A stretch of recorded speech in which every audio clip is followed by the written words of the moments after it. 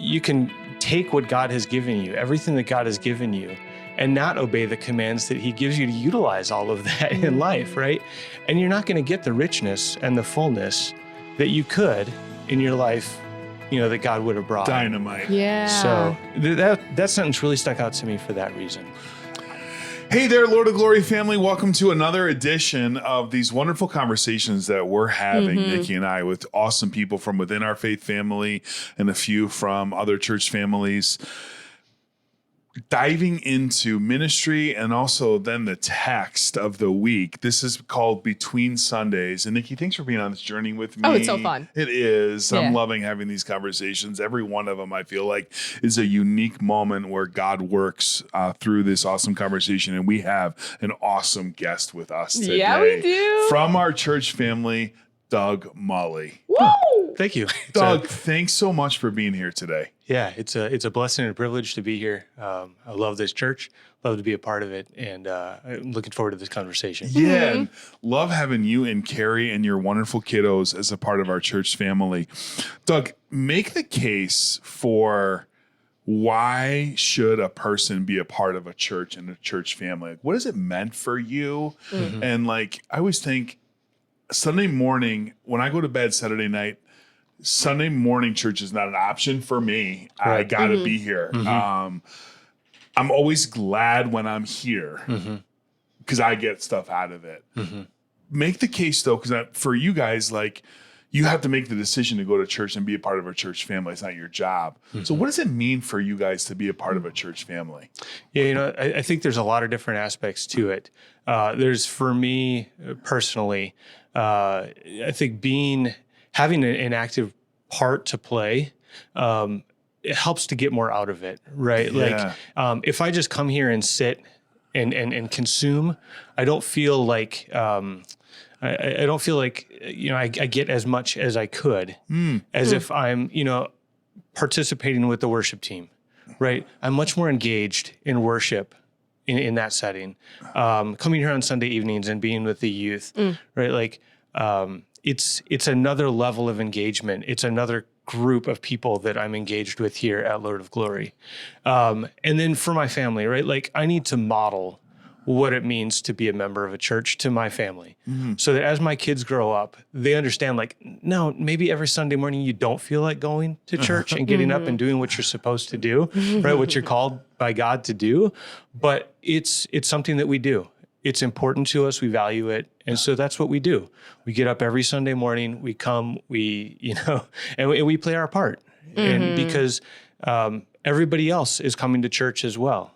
And we're all coming for the same purpose, to worship God, the one who gave us this place and these people to be a part of. Yeah. I've experienced that in different elements of my life where I'm kind of on the periphery of something and I get maybe a level 2 benefit out of it. But then once relationships form and I put myself out there, right, you just enjoy stuff more. Yeah. And then what has it meant for your family? How does it change your Tuesday, your work life, your being a Christian and then being a part of a church family? What benefit does it bring you guys? Yeah, on a daily basis, I would say, for example, right now, working with the high school youth and we're going through a study, right? And so it's I need to be looking every day. I need to be doing the things that I'm asking the high school youth to do, right? So I need to be keeping up on the book. I need to be reading. I need to be looking for ways, how can I encourage and engage with them? So, every morning I get my reminder to read a Bible verse, right? And so I'm back in the Bible and it's well, I don't want to read that verse. I want the context. What does that really mean? Yeah. Right? Because then I'm thinking about it all day. My subconscious brain is so busy working on all that stuff, right? And so I think I bring that to work. I bring that to my family every day of what would Jesus have me do in these situations, right? And it's maybe not always my first thought, right? We're human, but I think having that ever-present reminder is helpful to make sure that I'm living the life that God has called me to. Yeah. use a Bible app to send you those reminders? Yeah. Was that YouVersion? Oh, yeah. Yeah. Every morning, 7 a.m. I think. That's so I nice. get that reminder. Yeah. So you see it triggers like, hey, I got to look at this. Yeah. And then that, like you said, like leads me then to go deeper. Right. And then you've spent some time with our college kids this summer? Yes. Yeah. The ones that have just graduated from high school. Yeah. Just kind of thinking about what does it mean to now not have, youth group is really pretty structured, right? You come every Sunday evening, right? And Nikki's got something set out and, there's Bible study. And it's like, okay, now, Sunday morning, you have a choice, right? You can follow you followed your parents' leads probably for the most part up until this point, right? And now you're making decisions about what's important to you on Sunday morning. What are you going to do? Are you going to continue to engage in a church community? Are you going to continue to pursue your faith? When you have more choices, right? Who are the people you're going to connect with? Because the people you surround yourself, they define a lot of what direction you're going to go, right? And so that's a lot of the conversations we're having this summer is, when you have more freedom to make more choices, and we've gone through that this past year with my own daughter, with Kelsey, right? And it's great to see them maturing and making good choices. Because she's intentional about it, right? And that's really what these conversations this summer are about is being intentional about those decisions rather than just letting whoever's around you guide you. Yeah. Because that may not be where you want to go.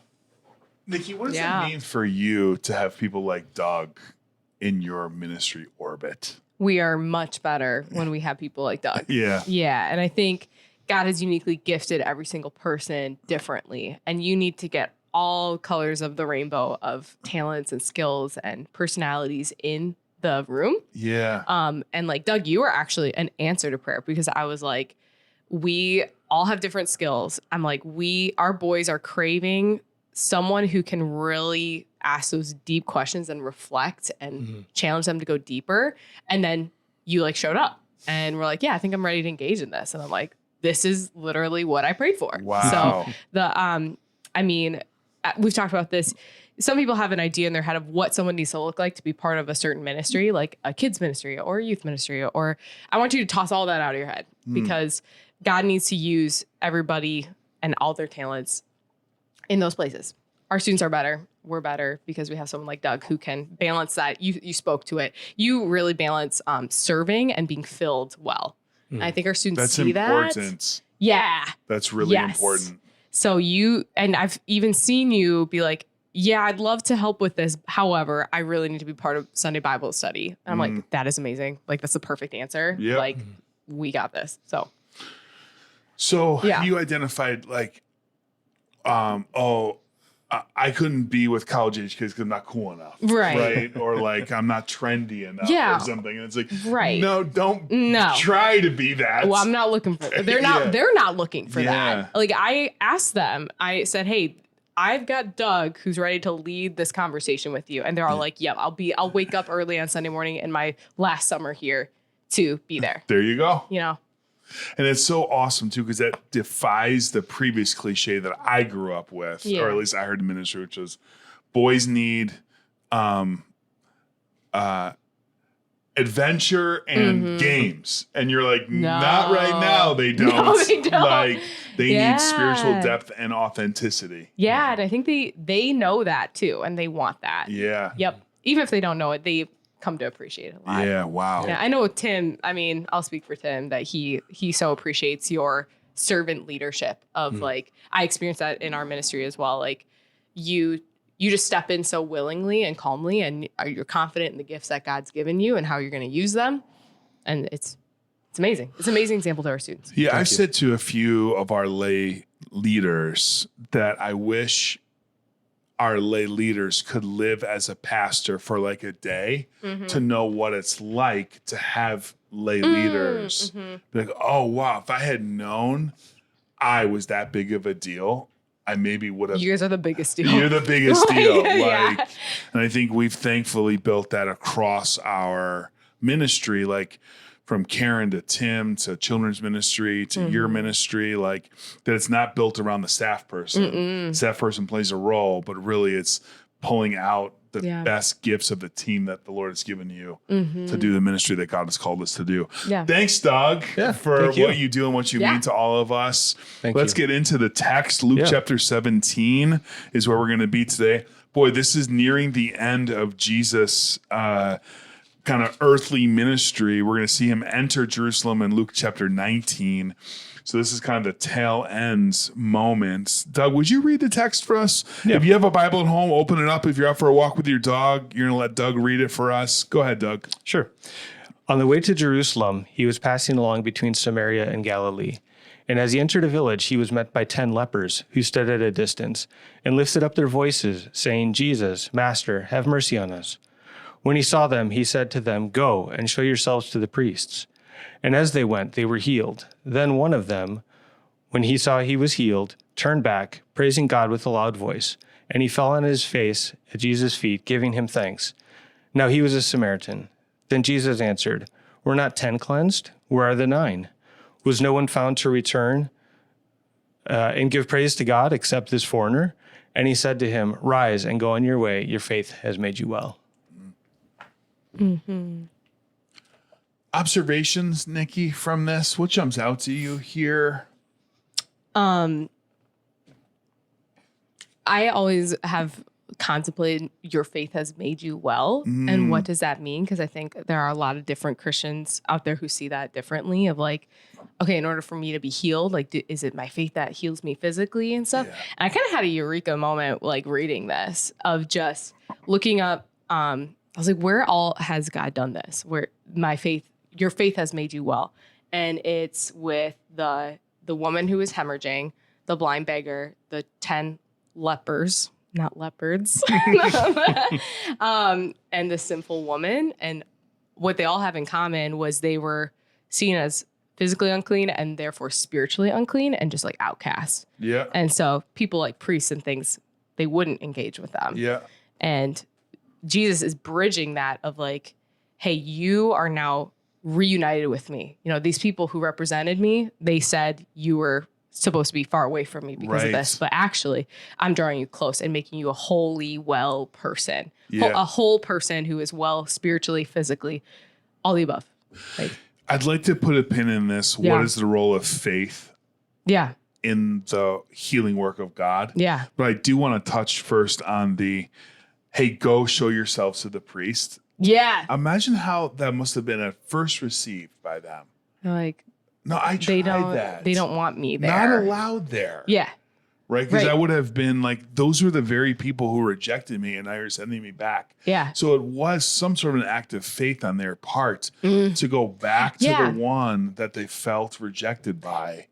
Right. And it's interesting because they're not made well once they get to the priest. Yeah. They're made well along the way. Mm-hmm. So I'm curious, you got your thoughts on that? Yeah. That was the sentence that jumped out to me was that they were made well on their way. Yeah. Right. So like what I saw there was they clearly had faith. They knew who Jesus was because they called out to him. They called him Master. Yeah. Right. Mm-hmm. So they knew who he was. So they had the faith. And then so they brought their problem to him, and he didn't just heal him, right? He could have, right? He's done that how many times? Yeah. He just healed him right on the spot, right? But it's like, I will heal you, I will restore you, but you need to take some steps too. And they trusted and they obeyed, and it was in that trust and in that obedience that they were healed, right? Like if they had been like, oh, like we tried that and it didn't really work. So thanks, Jesus, but I'm not sure that's going to pan out this time. Yep. Right? Like maybe the story would have been different, but they obeyed, right? And I think that, like we were talking about a minute ago, right? Like if you can take what God has given you, everything that God has given you, and not obey the commands that he gives you to utilize all of that in life, right?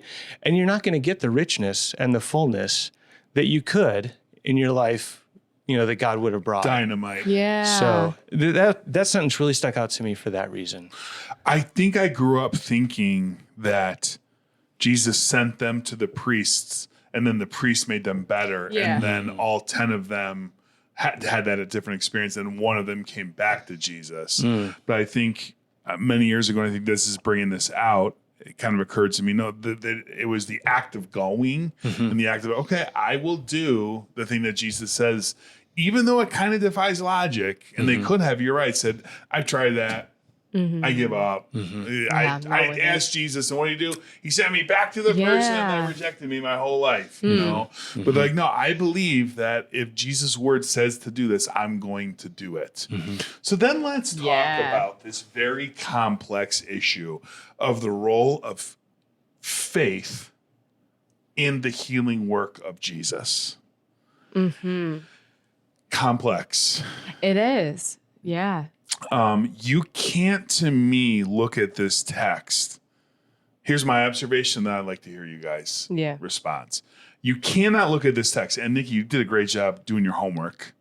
Thanks. Of giving me the list of the times where this happens. Google helps. You can't look at this text and those texts and think that faith in the heart and mind and soul of the human being that needs the miracle doesn't play a role, because it does. Oh, absolutely does. Jesus actually comes out and says it. Your faith has made you well. I think the challenge then, though, is that people hear those words and think, okay, there must be then something within me that I need to do or that I'm low in that I need to find within myself to get. And I guess to me, the Lutheran response to that would be, no, faith comes from outside of you. Faith comes by hearing the word of God.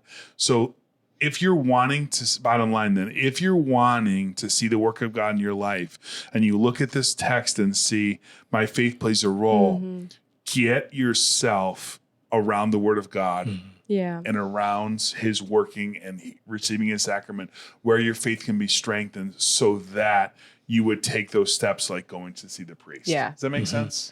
Yeah. And I think it's interesting because I feel like Jesus is actually trying, that narrative was true then. And in these miracles, he is trying to flip that understanding.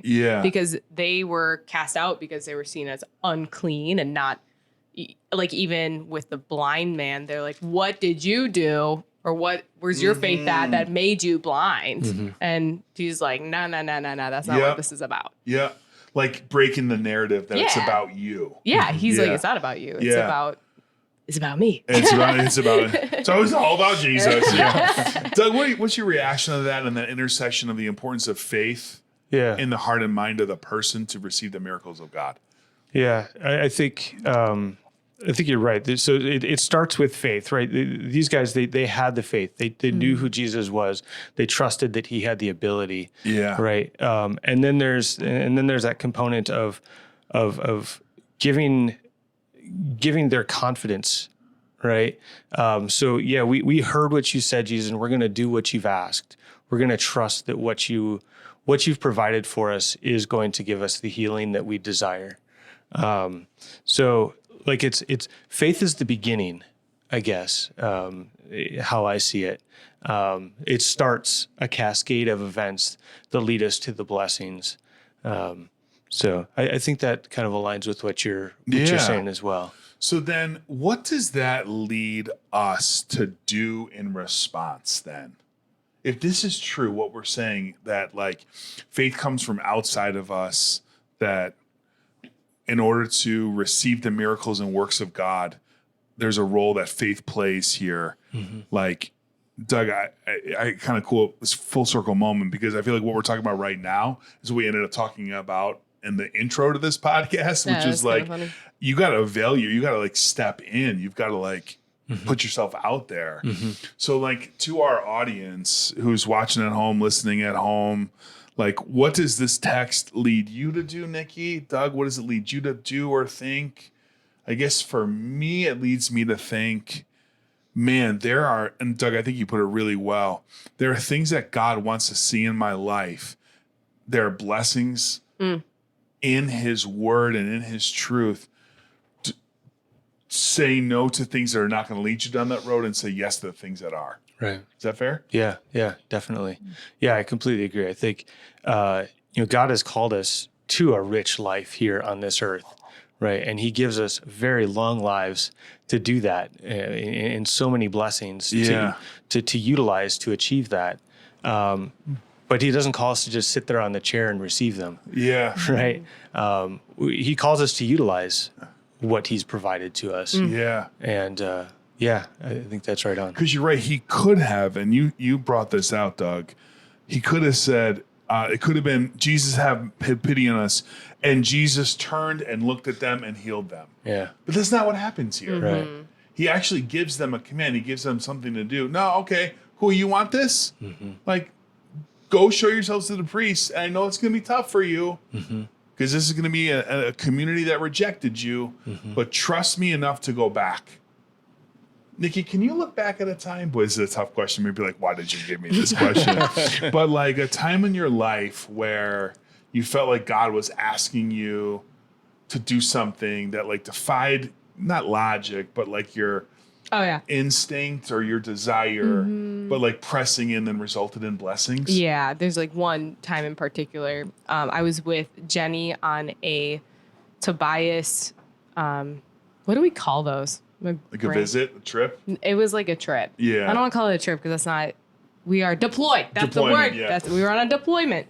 And we were in a Walmart or something, or a Meijer, and I was just going out to my car to grab something.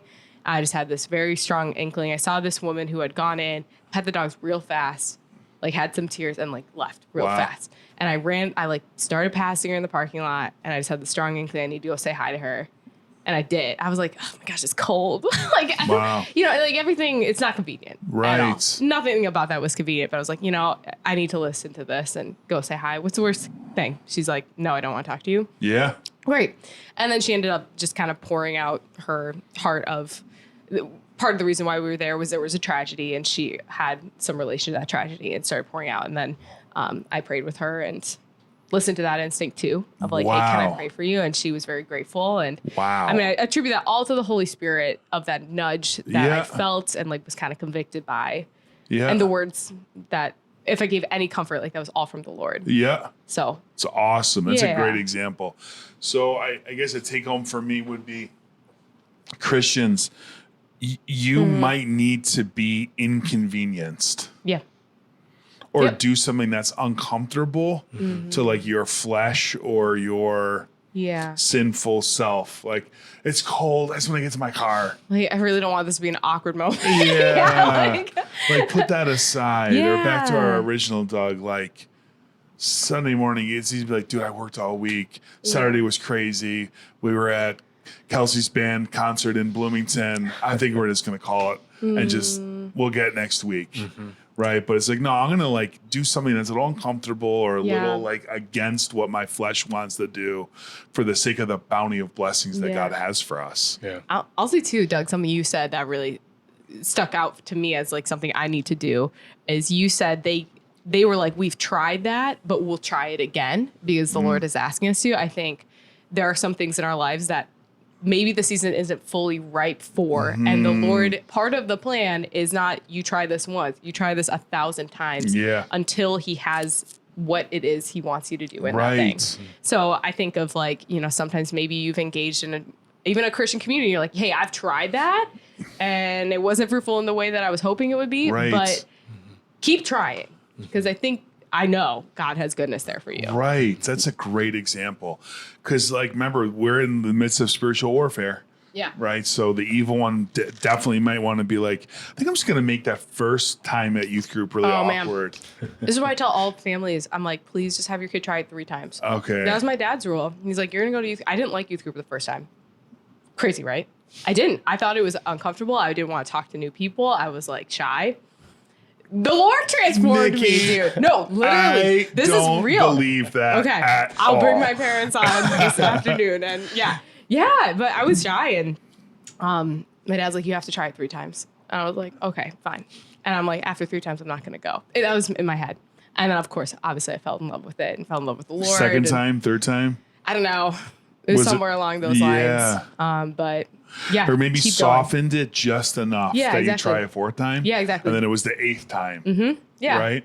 Yep. That's a good point. I do tell parents, I'm like, please just have your kid try it 3 times. Yeah. Yeah. How many times have we said in our spiritual life, I tried that? Yeah. Didn't work. Well, maybe Try it again. Yeah. Right? Maybe go back to the priest again. Let's see what happens. Yeah. And then in the act of going, the faith and believing that God might do good work. So, boy, this to me, then, this text, this conversation, Doug, thanks so much for bringing God's truth through this word. Like persistence, perseverance in the Christian faith. This is the process of sanctification that he wants to make us holy. Don't let your past define you, past bad experiences define you, shame or guilt you have, wrong notions you have about how the work of God works, how the law of God works define you. If anyone is in Christ, they're a new creation. The old is gone, the new has come. Try it again, right? Keep pushing and put yourself out there. That would be my take home. Nikki, any last words? No, I'm going to toss it to Doug for last words. Doug, you got any last things for us? Nothing new other than just thank you for inviting me. I think this was a really enriching conversation for me, and appreciate the opportunity to be a part of it. It was for me too. Yeah, same. And I love seeing God at work in the lives and hearts of our people, like Doug and like so many, because it's awesome for them. And then the ripple from them goes to our high school graduates. It goes to people who like good percussion on Sunday morning. They benefit from it. People just love seeing you and your wife and your kids here. You guys are a rich blessing to us. And so are you, Lord of Glory family. I wish you a great rest of your day, your week, and I hope to see you soon. Be well. Thank you.